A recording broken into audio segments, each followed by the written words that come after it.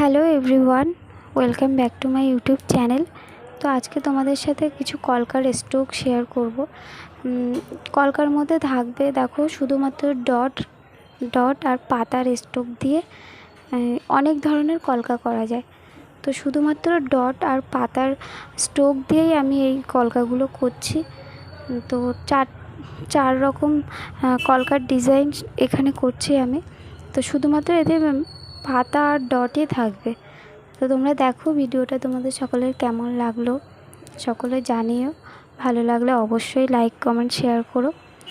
তো ভিডিওগুলো দেখতে থাকো।